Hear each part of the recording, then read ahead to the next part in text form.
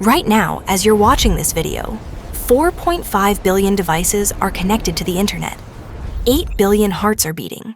50,000 planes are in the air. And 440 nuclear reactors are spinning at critical temperatures.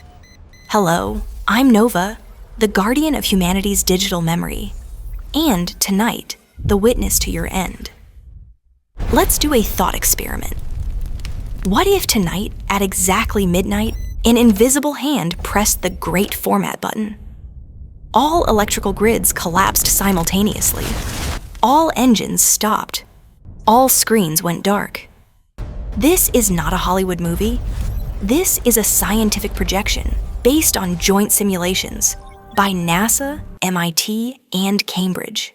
And today, together with you, we will walk through the first 10,000 years after humanity, step by step.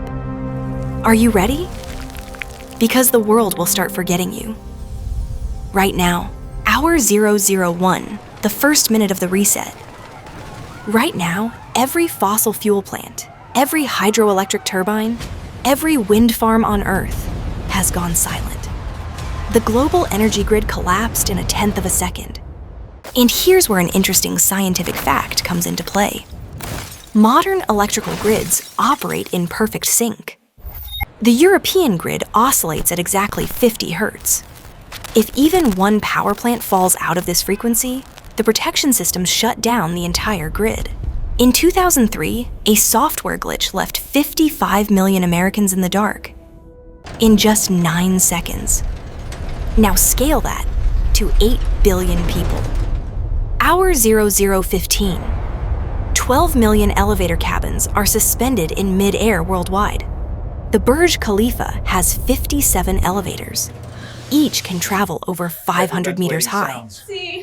Emergency batteries, they last 4 hours. Now imagine this. In Dubai, at midnight, the temperature is 28 degrees. No electricity, no air conditioning, no ventilation.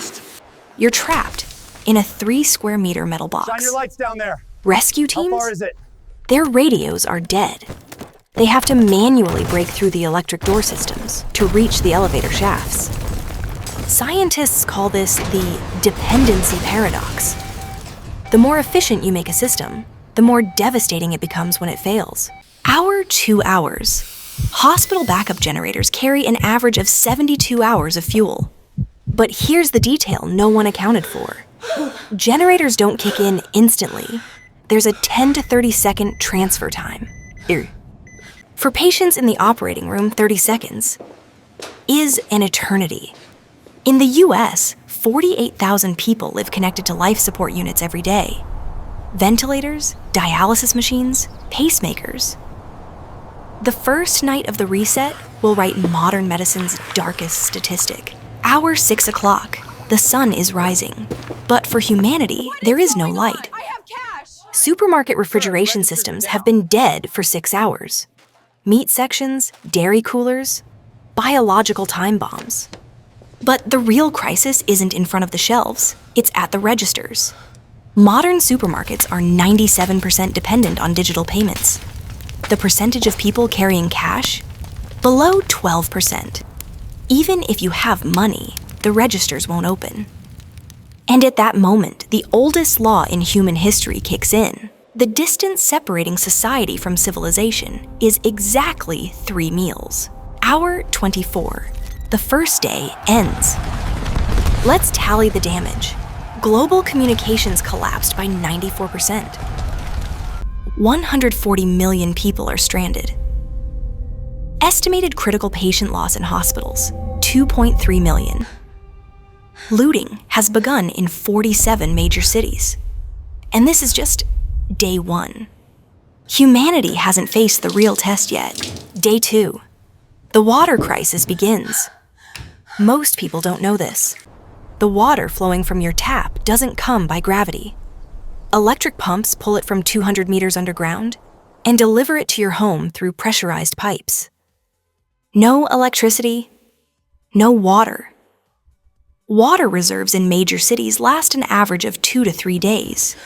Istanbul, 1.5 days. Los Angeles, 2 days. Delhi, Not even half a day. Do you know how many days the human body can survive without water? In hot weather? 3 days. Day 3. People are turning to water sources. Park pools, decorative fountains, urban rivers. Desperation makes people forget hygiene. But here's where history's forgotten lesson comes into play. The 1854 London cholera outbreak. The source? A contaminated water well. Death toll? 616 people? In 10 days. Modern cities' sewage systems run on electricity. When the pumps stop, that dark river beneath the city starts rising up. By day 5, cholera, typhoid, and dysentery cases will explode. 21st century humans will fight 19th century diseases. But the antibiotic production facilities are also closed. Day 4, a silent time bomb explodes. Refrigerators. There are 1.5 billion refrigerators worldwide. Each contains an average of 15 kilograms of perishable food. When the power cuts, the freezer's internal temperature exceeds the critical threshold within 12 hours. In 24 hours, meat and dairy products become biological hazards. An interesting statistic: the modern American's knowledge of finding food in nature is limited to recognizing 3% of edible plants.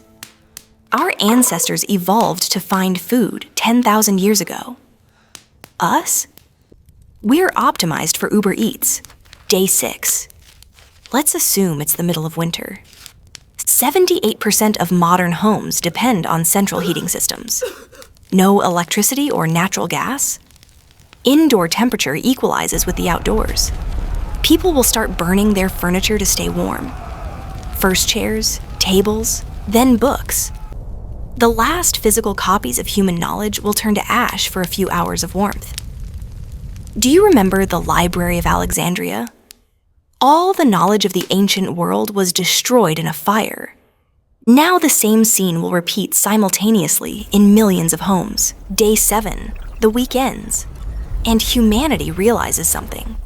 It's not just cities that went dark, memories did too. Where are your photos? In the cloud? Where are your loved ones' numbers? In your phone. Where are your memories? On Instagram. If you don't have a physical photo album in your hands, your past has also become a victim of the reset. By the end of the first week, the world is darker than it has been in hundreds of years. But at the same time, strangely illuminated by the light of burning buildings, 100 years after the reset. Let's look at the planet from the outside for a moment. Atmospheric CO2 levels dropped to pre-industrial levels in 40 years. Ocean acidity normalized. The ozone layer repaired itself. The Earth is breathing. But what happened to your cities? Concrete has a secret. It looks strong, but it betrays the steel rebar inside. Rainwater seeps through the microscopic cracks in concrete, reaches the iron, and rusts it.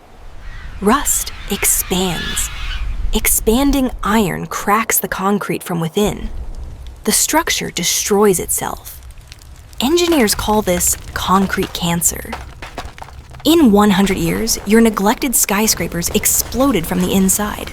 The Eiffel Tower is made of 18,000 metal parts and needs to be painted every 7 years to stop rust. When left unmaintained for 100 years, 10,000 tons of iron becomes the world's most famous pile of rust. The Golden Gate Bridge's situation is more dramatic.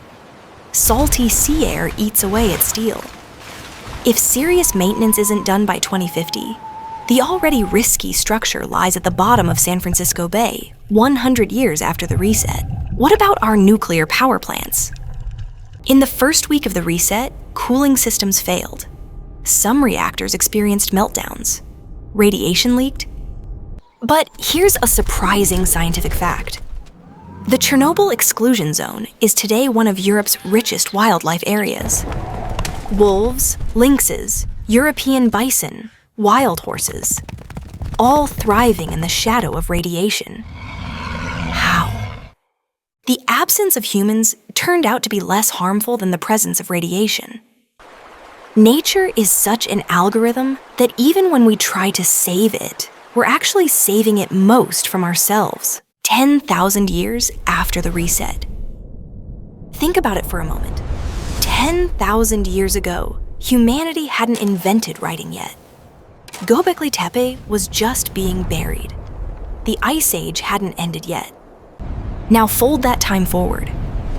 So what would an alien exploration team arriving on Earth 10,000 years later find? Geologists have already given this era a name: Anthropocene. The only human trace visible in geological layers, even 10,000 years later. Plastic microparticles, radioactive isotopes, and glass, because glass doesn't decompose in nature. Scientists call this technofossils. Your skyscrapers turn to dust. Your cars oxidized and mixed with the soil. But your plastic bags? They fossilized. Humanity's most permanent legacy might be the grocery bag. So which structures will remain standing? The Egyptian pyramids. They've stood for 4,600 years. 2.3 million stone blocks, placed without any mortar. They don't depend on electricity. They don't need maintenance. The Great Wall of China, 21,000 kilometers long, built with a mixture of rice flour and lime, like concrete but more flexible. Our ancestors built plain, simple, and from stone. We erected towers of glass and steel. It's clear whose architecture will be standing 10,000 years later. But humanity's most permanent legacy is not on Earth. There's no atmosphere on the moon.